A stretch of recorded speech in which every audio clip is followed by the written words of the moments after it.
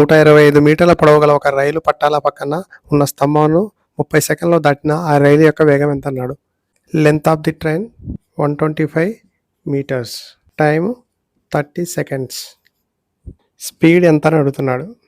Formula speed equal to distance by time. Distance length of the train equal to distance travel by train. ఇక్కడ distance ఎంత 125/30. 5×30, 5 25 125, 25/6 metre per second.